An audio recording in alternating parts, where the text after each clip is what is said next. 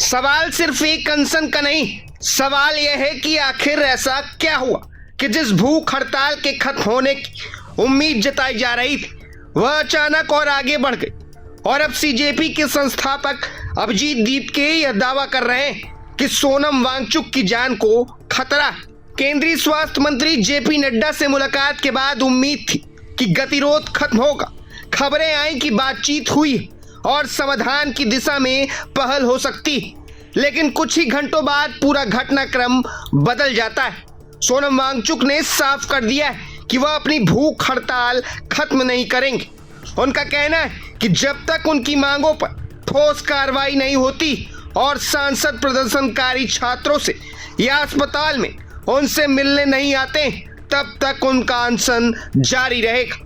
यहीं से मामला और गंभीर हो जाता है। सीजेपी के संस्थापक अभिजीत दीपके सामने आए और उन्होंने पुलिस कार्रवाई पर गंभीर सवाल उठाए।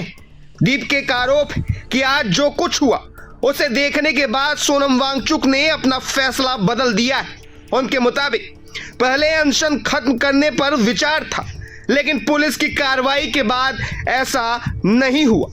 अभिजीत दीपके ने कहा कि यह खुशी का नहीं बल्कि चिंता का विषय है। उनके अनुसार सोनम वांगचुक पिछले 23 दिनों से लगातार भूख हड़ताल पर है। ऐसे में उनकी शारीरिक स्थिति पहले से ही बेहद कमजोर है। दीपके ने दावा किया है कि अब उनकी जान को खतरा है और अगर भविष्य में उनके साथ कोई अनहोनी होती तो इसकी जिम्मेदारी कौन लेगा।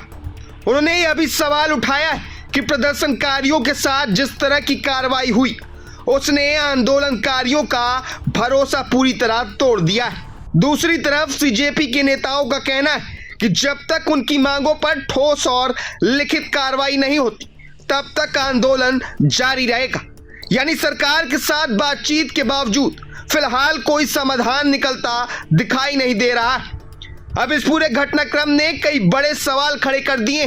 क्या सरकार और प्रदर्शनकारियों के बीच फिर से बातचीत होगी? क्या आंदोलन और तेज होगा? और सबसे बड़ा सवाल, क्या सोनम वांगचुक अपना अनशन आगे भी जारी रखेंगे? फिलहाल इतना तय कि जेपी नड्डा से मुलाकात के बाद जिस सकारात्मक अंत की उम्मीद की जा रही थी वह नहीं हो सका। आंदोलन खत्म होने के बजाय और संवेदनशील मोड़ पर पहुंच गया। एक तरफ सरकार बातचीत का रास्ता खुले होने की बात कर रही तो दूसरी तरफ आंदोलनकारी अपनी मांगों पर अड़े हुए। अब सभी की नजर इस बात पर है कि आने वाले घंटों में सरकार क्या कदम उठाती।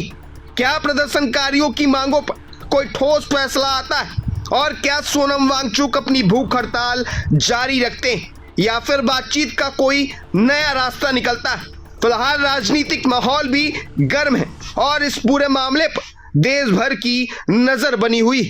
प्रभातखबर.com, विश्वास वही, रफ्तार नहीं।